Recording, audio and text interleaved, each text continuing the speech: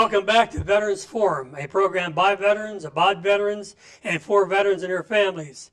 I'm your co-host, Ray Chattery, with Jerry Devlin. Bob West is on assignment, and I'll go into that later. Our goal is to provide important information on legislation, benefits, support, and activities for you and your family by interviewing leaders in our community. Jerry, who do we have with us today? Tonight we're very happy to have with us Mayor Fred Robinson. I mean, most people think of him as the mayor of one of the better run cities in the United States, AAA bond rating, balanced budget, solving all kinds of needs, social, political, educational. But Fred is also a veteran, and that's what he's here tonight. He served with some distinction in the 101st Airborne Division, jumping out of planes for a small stipend a month, and has been seriously a great advocate for veterans' causes here in Bowie. We're a very veteran-friendly city, and we've had support from the council for years, and Fred has always been out front on these issues. Yes. Well, you know, I'm proud to know that usually Bowie is a very veteran-friendly. There's a lot of active duty military people that live here, but you know, you got the Legion, the DAV, the VFW, the Marine Corps League, almost every veterans group that's around. And Purple the Heart. AMVETS is just down the street. AMVETS. Their national headquarters is in Lanham. Right. Yeah. So I mean, it is true. I mean, there's a lot of veteran activity, and those are the kind of people that make the city great. One thing, Fred, is that Veterans Park is really a great place to be. Yeah. And of course, we did that new statue last Veterans Day. Mm-hmm. And give us a little update on the benches that we may be putting in. All right. Well, last Veterans Day, again, we dedicated the most current memorial there. It was the traditional infantry thing, where you have the soldier's boots and the helmet and the rifle pointing into the ground, and that's now posted permanently up there by the wall. So that's great.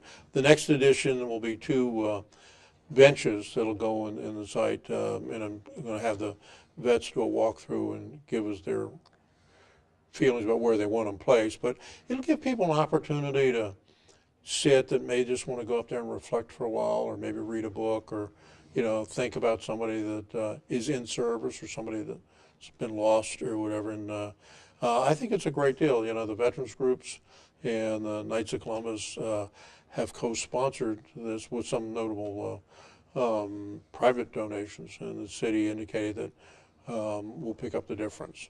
Yeah. But I want to get the vets up there to say, where do you want them? Right. Yeah, we will be doing Memorial Day here next Monday, May 30th. Of course, this program won't show until after that, but it will be taped. So watch your Bowie Blade or thing, so you can see the Memorial Day.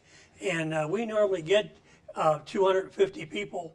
We get 35. Well, you both know that years ago we'd go up there and we'd be lucky to get 10 people show up. Right. Now we present more wreaths than we ever had people. And the thing to me that is great is the young folks that come up there, the people that come up with the Boy Scouts and the Girl Scouts groups and the ROTC groups from the high school. And the when you see, when you see the young folks coming up there, I think that's, to me, it's a refreshing thing, and it's a supporting thing, because it means that there's at least a set of parents that are making sure that their children understand that a lot of the things they take for granted are because some veteran bought it for them. Right. Well, I think that's a few days ago we had the annual Memorial Day Parade, and again, this is one of the things that Fred started, and there was a lot of crepe hanging when it first started that it never would catch on and nobody would participate. Now we have units from all over the country. Actually, we turn away people now. We laid out like a 10-year growth plan, because you're right, when we first started, we had grand hopes and plans. We started with a small number of people in the parade, but we just stuck with it, and every year, it gives all the various veteran groups an opportunity to come in, and there's floats. The high school has a role, the university has a role, a lot of elected folks will join us. But we have some very stringent rules. No politicking is allowed, no pamphlet passing out. People can walk by and they can, say hi to people and toss candy and that sort of stuff. But if the whole idea is that it's a whole weekend dedicated to recognition of the Memorial Day concept. Because on Saturday we have the parade. On Sunday we'll have a concert at Allen Pond, which will have a patriotic theme to it. And then Monday is the somber event up at Veterans Park. So it's a whole weekend.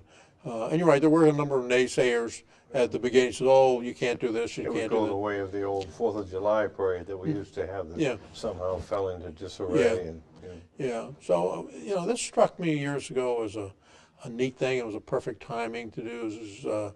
And it gave people an opportunity to sit back and, like I said before, just take a moment to realize how we got from where we were to where we are, and put us in a position of, where we're not only not afraid of the future, we're ready to embrace the future. Yeah, we have 4 very active veterans groups in Bowie. The American Legion, they have their post home on old Laurel Bowie Road there. Right. And then the DAV, we're right here on 197.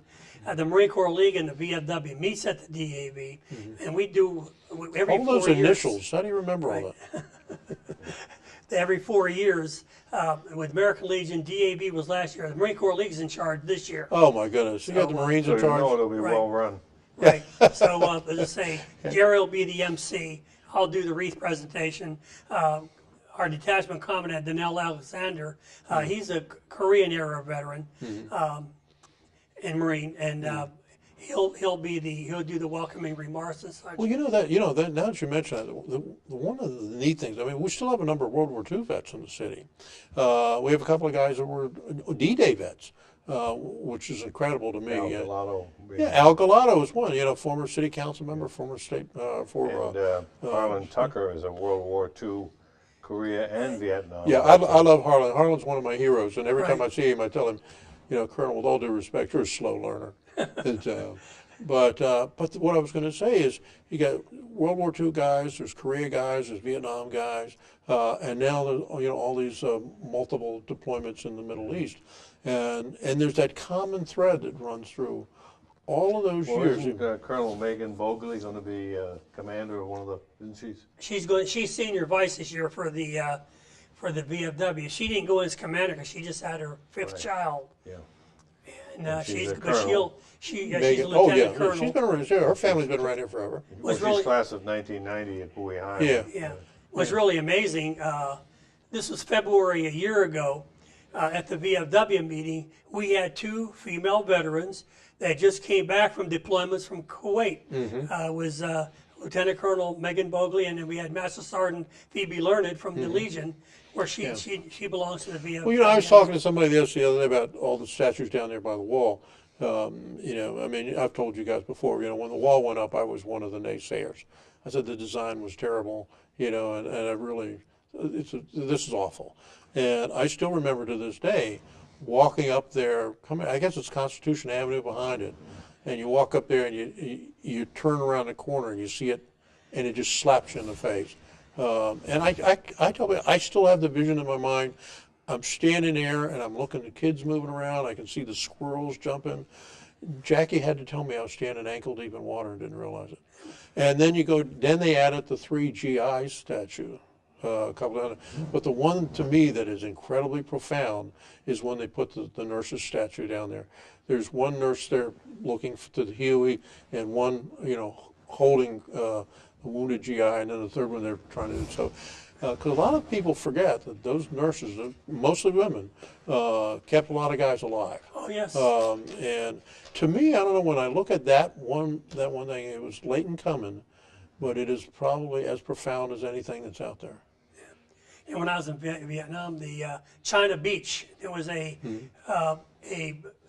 TV program, China Beach. Well, that was true, because I was in Vietnam and I went to China Beach quite a bit. They had a nurses. It was a MASH, and then they had the PX and the stuff there. And there was a library there. Is the reason you went there. Yeah, right. Okay, I understand. Yeah. It's crowded with Marines. Korea, wanted to know if they could get the crayons back. Well, see, we had to go there because Da Nang was off limits when I was over there. Marines couldn't go to Da Nang. Yeah. Why? Yeah, they would just put it because it was just they just didn't want any Marines in Da Nang. And Well, anything that starts with a duh, yeah. you got to stay away from. But when I was there, this was set up. It was on the 4th of July. This young girl had a small ice cream stand, and it was very warm on 4th of July. There was about 20 soldiers around her. She had a satchel charge. She blew herself up Oh, my and God. killed all 20 of the Yeah. soldiers. So You know, that pretty much put the that's- stitches to. And you see that happening today. You see a guy walking into a airport or something and blowing themselves up, and to me, it's just wonder how so much hate can get into a person to do that. And now it's come the other way. It come full swing. The president was recently in Vietnam. They're now major trading partners, and they are the buffer to Chinese expansion in Yeah, Southeast I saw Asia. where the president lifted the arms embargo that's Yeah. been in place since the 70s, I guess. And basically, that's the backstory. Right. Is the Vietnam historic enemy is of now a backstop to China. They're the historic enemies of the Chinese in Southeast Yeah, Asia. right now we're the 50th anniversary of Vietnam. There's going to be a really big deal up at 50 Timonium. years goes by fast, doesn't it? Yeah, it sure does. Because I was there. Next year. It'll be 50 years that happened there. Warnock he's Fred Schimber. He was the past chairman of the Joint Veterans. He's been the driving force. They've been working on this for 3 years. 18th, 19th, and 20th of June up at the Timonium Fairgrounds. They're going to have a Vietnam 50th anniversary Vietnam veterans. Oh, that's good. Yeah. And the Secretary of Defense is going to be there. They're going to have helicopters. I mean, it's just a really fantastic in a thing. way, it's I haven't had the experience for a while, but I remember going to the Legion or the DAV, and I'd see the Vietnam vets up there, and I said, well, who had not been down to the wall, and said, well, I'll drive you down there, and they said to me, says, no, I'm not going,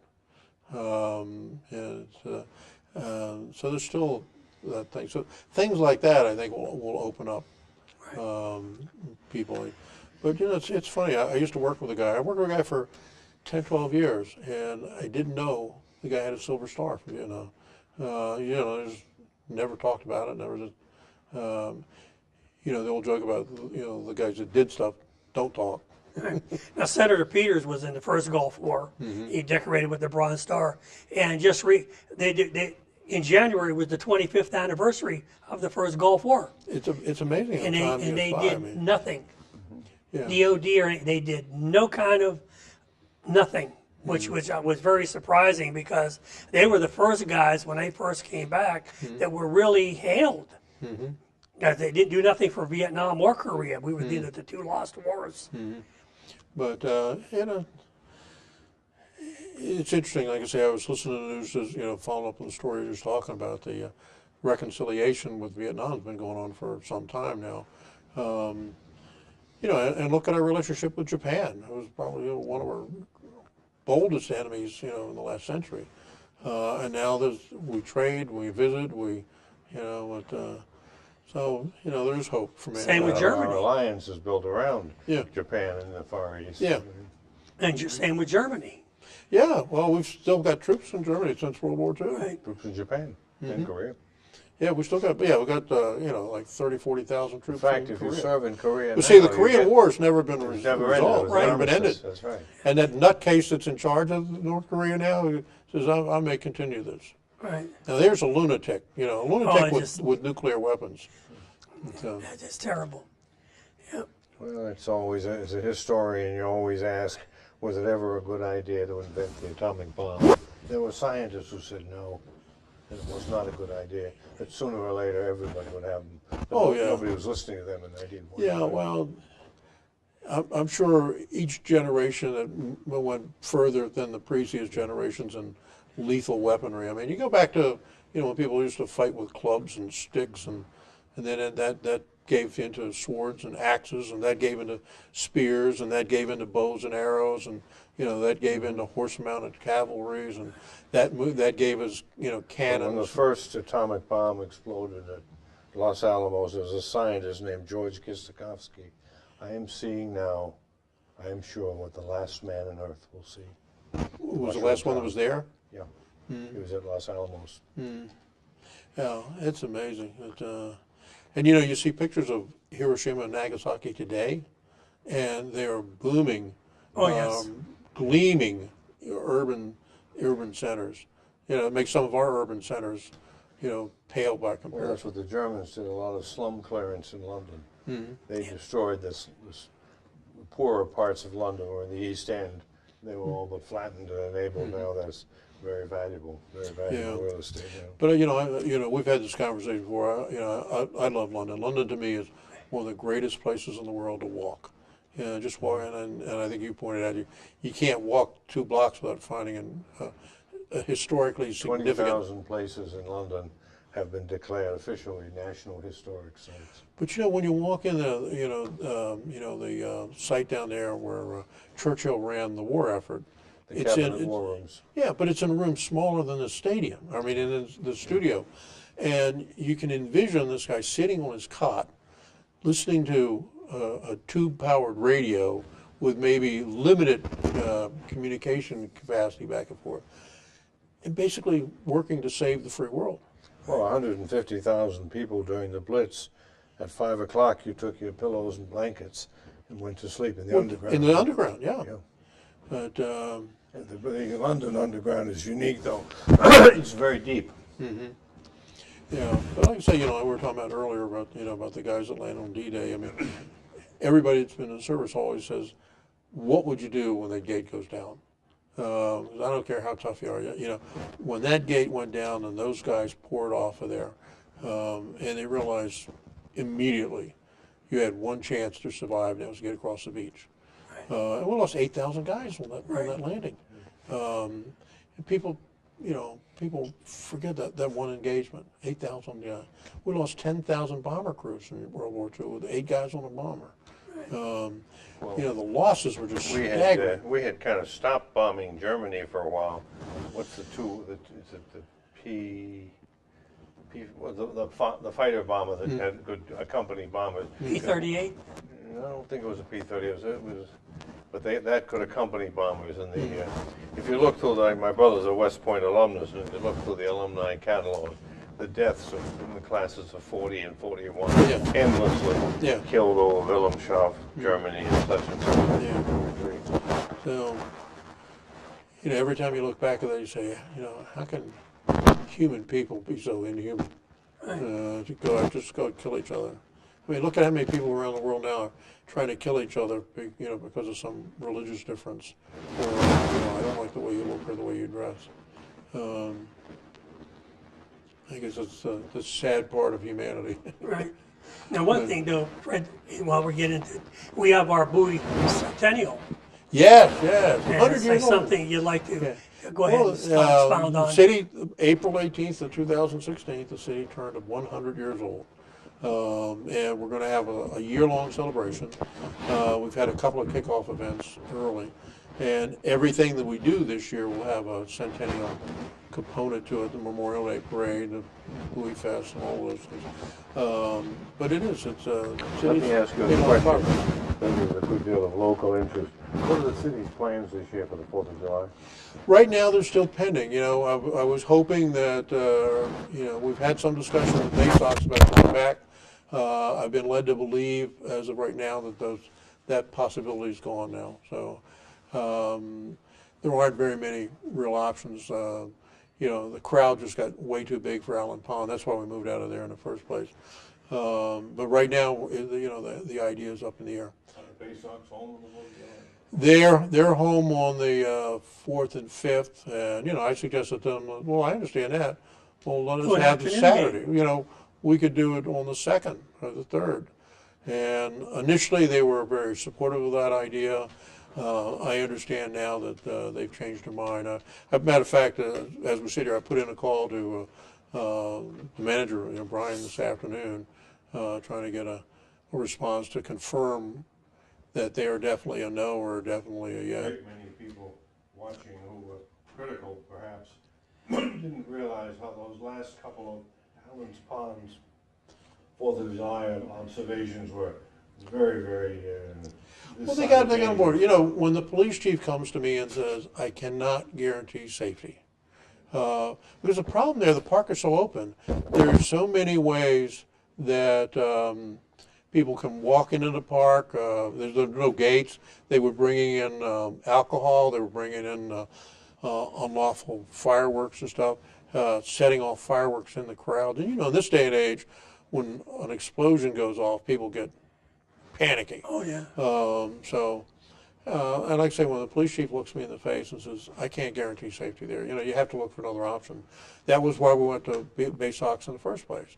And they were very gracious. But last year they told us at the last minute they couldn't do it. But this year, they had led me to believe that it was a doable thing.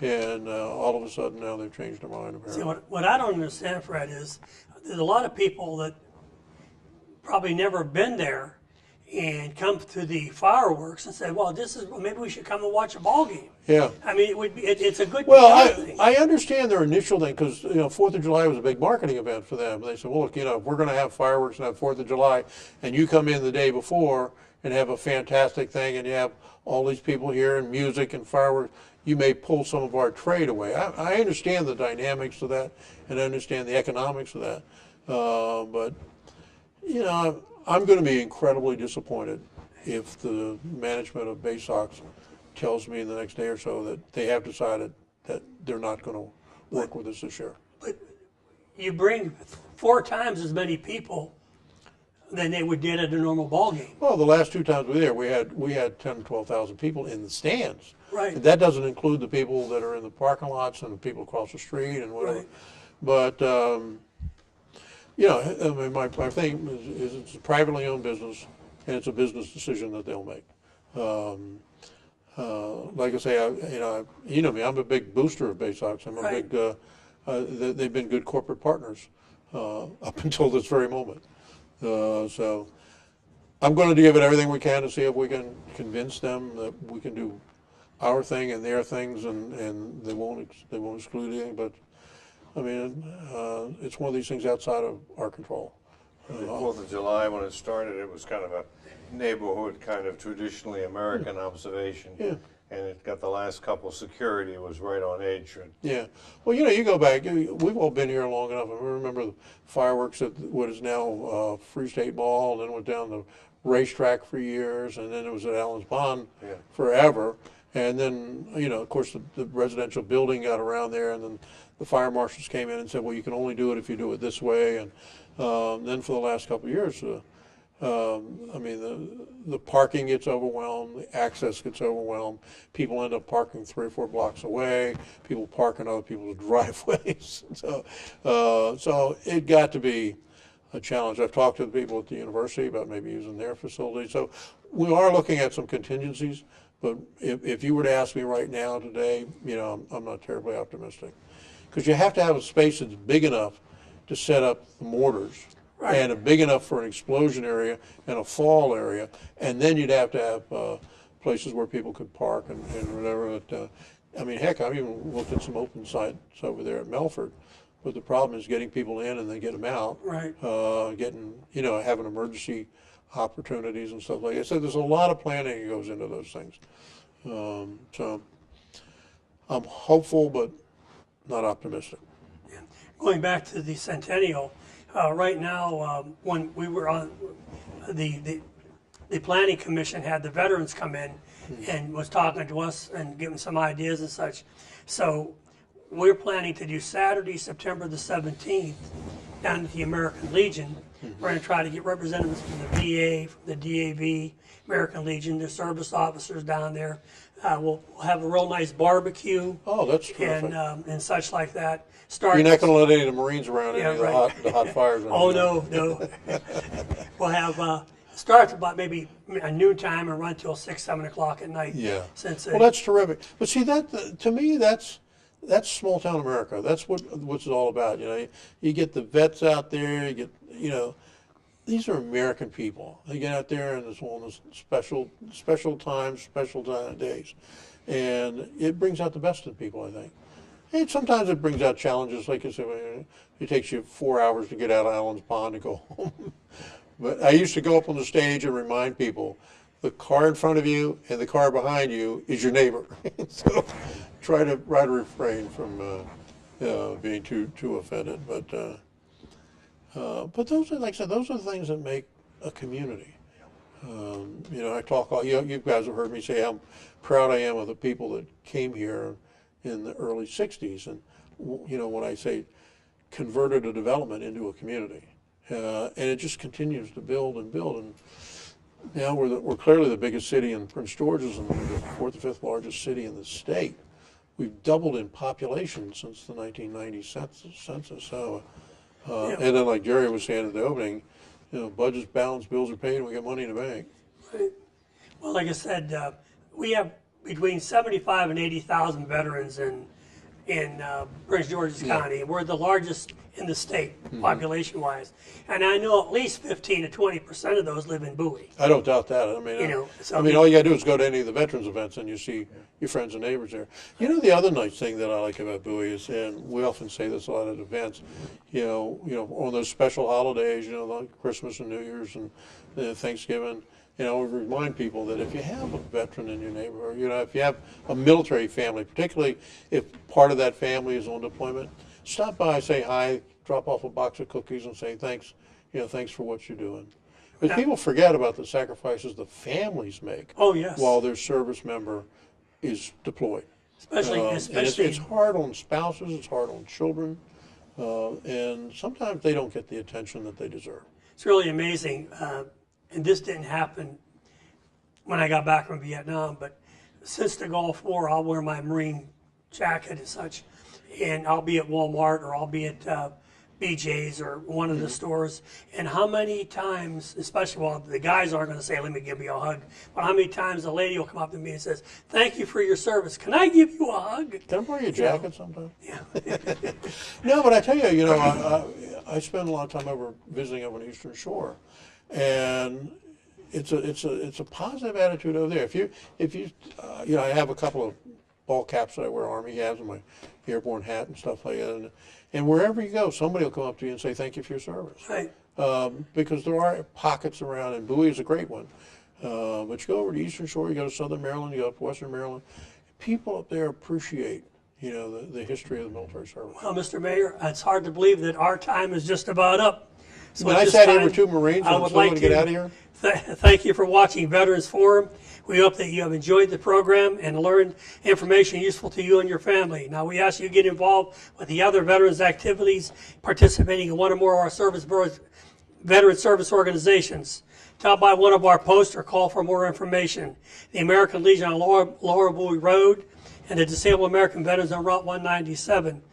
And the phone numbers will be on the Yeah, like I said, if there's script. any veteran watching that's not a member of the organization, come on by, pick up the phone, just come on by, you know, even if you know, it's not a particular day, and meet with some people there and re-engage. A lot of your colleagues are there. And at this time, we'd like to thank Jim Travelin and Tom Allen from the Bowie TV crew. Great people. And there again, Mr. Mayor, thank you very much for Oh, coming. it's my pleasure. been It's always real a pleasure to hang around with you guys. You learn a little. Huh?